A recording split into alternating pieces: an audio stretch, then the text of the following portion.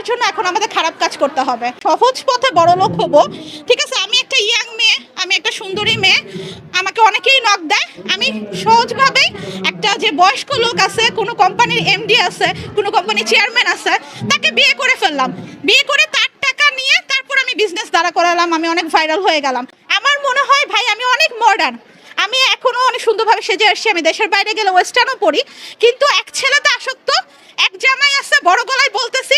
বর্তমানে অনেক কাজ নিয়েই বিজি আছি আমি যেহেতু ব্র্যান্ড অ্যাম্বাসিডর হিসেবে প্রমোশনাল লাইভগুলো করি, সাথে হলো আমি আমার বিজনেস আছে যেটা সিঁদুর 11 বছর ধরে সেটা রান করছি। সো নিজের প্রমোশনাল লাইভ সাথে যেহেতু ব্র্যান্ড অ্যাম্বাসিডর রেগুলারই অনেক লাইভ করতে হচ্ছে।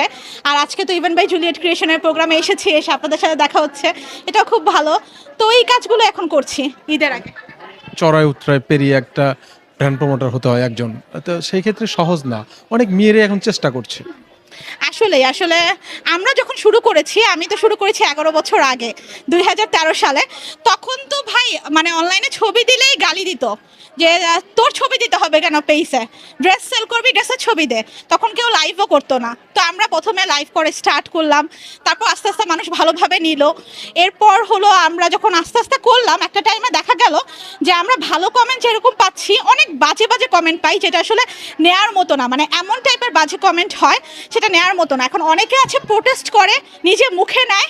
আমি একটু আলাদা, আমি গালিটা মুখে নেই না। আমার মনে হয় যে আমি যদি তার লেভেলে নামি, সে আমাকে যে গালিটা দিয়েছে, তাহলে আমি নিজেকে ছোট করছি। সো অনেক মানে কি বলবো, চড়াই উতরাই পেরিয়ে আমরা আজকে এই পর্যায়ে। কিন্তু একটা কষ্টের কথা বলি যে এখন কষ্ট লাগে, আমরা 11 বছর আগে শুরু করেছি, এত কষ্ট করে এখন হয়তো 4-5 লাখ ফলোয়ার হয়েছে, এখন লাইভে গেলে ভালো ভিউ হয়। বাট ইদানিং দেখা যাচ্ছে যে অশ্লীল অশালীন কাজ করেই মানুষ খুব সহজে ভাইরাল হয়ে যাচ্ছে, তাদের আবার চিফ গেস্ট করা হচ্ছে, তাদের জন্য অনেক ভিড় হচ্ছে। তো আমার মনে হয় কি বাংলাদেশের মানুষের রুচি কি আসলে নিচে নেমে গেছে, নাকি আমরাই খাপ খাওয়াতে পারছি না? এই জিনিসটা আমি বুঝতে পারছি না যে আমরা কি ভদ্রভাবে চলে দোষ করতেছি, নাকি ভাইরাল হওয়ার জন্য এখন আমাদের খারাপ কাজ করতে হবে। তো এই একটা জিনিস নিয়েই দ্বিধাদ্বন্দ্বে আছি।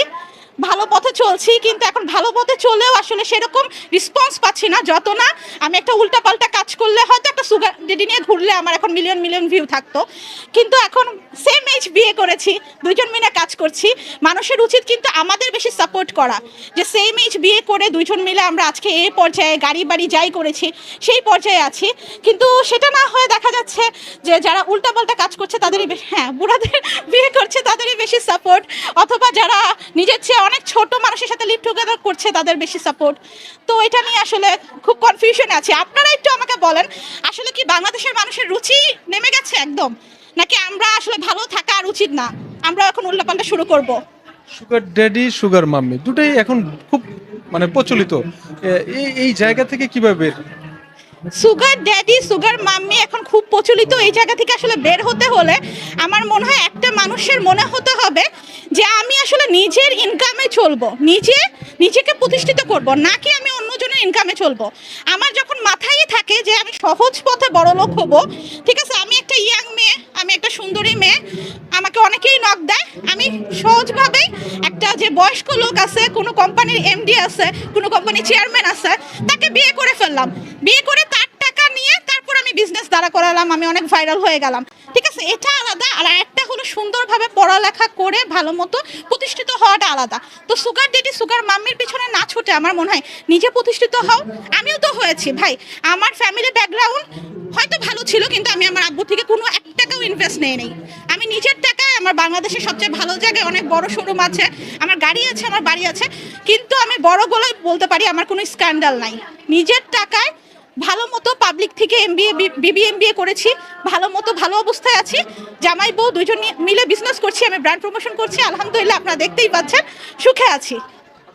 ডিভোর্সের সংখ্যা এই সমাজে বর্তমান বেড়েছে, কারণ ডিভোর্সের সংখ্যা বেড়েছে। আমার মনে হয় মানুষ শুধু বেটার অপশন খুঁজে, মানে কিছু হলেই, ধরেন আমি আজকে ছাড়ছি, আমি মারুফকে মানে আমার হাজবেন্ডকে জিজ্ঞেস করলাম কেমন লাগতেছে, ও ধরেন বললো যে তুমি একটু মোটা হয়ে গেছো, আমি বললাম হ্যাঁ তুই আমাকে মোটা বলছিস কেন, তোর সাথে আর সংসার করবো না, ডিভোর্স, ঠিক আছে।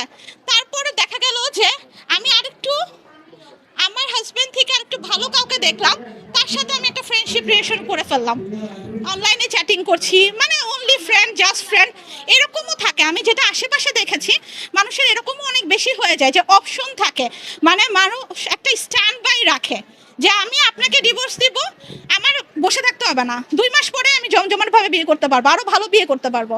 ইদানিং এই জিনিসটা হয়ে গেছে। আর ইদানিং যেটা হয়, এখন যদি আমরা কেউ বলবো ইথিক্স ফলো করি, তাহলে আমাদের বলা হয় ব্যাক ডেটেড। বলে আরে বাবা মারা না সহ্য করে এত বছর বিয়ে টিকায় রাখছে, ঠিক আছে আমরা কেন টিকায় রাখবো, আমার ভালো লাগে না আমি চেঞ্জ করব। এরকম করলে ভাই ডিভোর্স হতেই থাকবে, তোমরা এক এক নারীতে এক পুরুষে আসক্ত থাকতে পারবা না।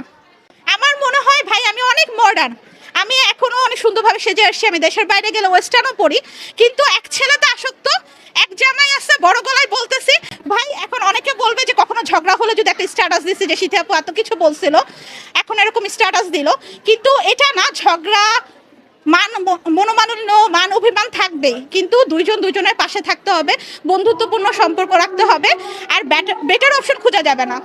যাকে পেয়েছি তাকেই বেটার বানাতে হবে, তাতেই সন্তুষ্ট, তাকেই বেটার বানাতে হবে, তাহলেই অনেক দূর একসাথে চলে যাওয়া যাবে।